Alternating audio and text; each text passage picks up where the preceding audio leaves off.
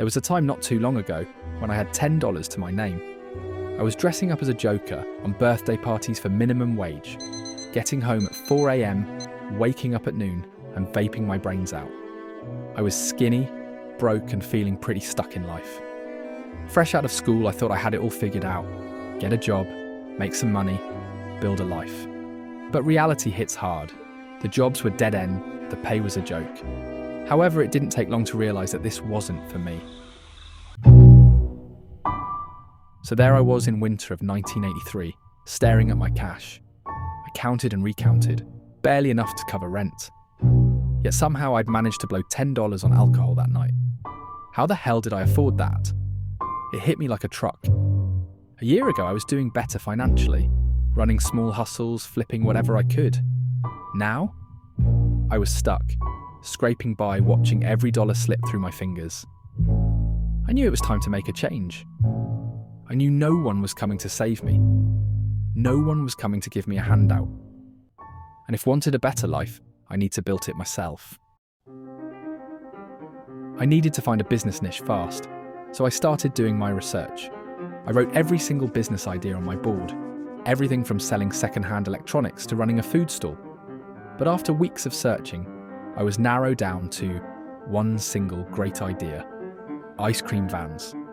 Low cost, steady demand, and cash in hand every single day. It seemed perfect. At least that's what I thought.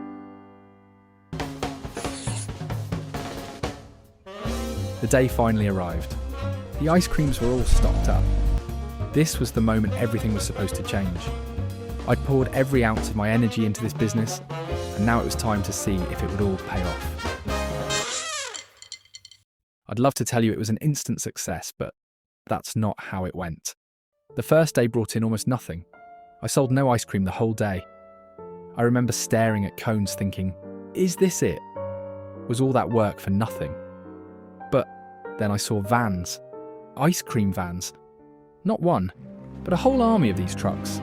They stopped, and people came out, not kids, but grown-up men and women. They all bought, and within 15 minutes the whole trucks were sold out. And I had no idea what just happened. I was standing there for a whole day and sold nothing. And these guys showed up at late night and sold everything within just 15 minutes. How the hell is that possible?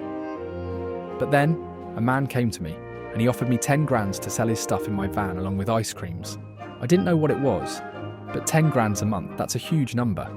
It was a gamble, but one I was willing to take. And it paid off, month after month, year after year.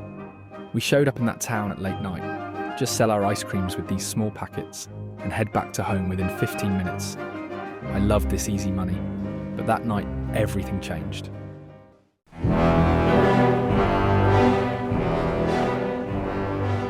One night, I was running late, but by the time I got close, I saw something strange.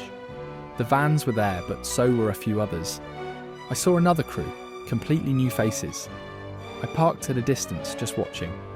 But then I saw it, pushing, shoving, and voices getting louder. It wasn't about the packets anymore. It was about control. The streets, the routes, the money. This wasn't just business. This was territory. And in that moment, I realised that this business, it was power. The kind that decides who runs the city.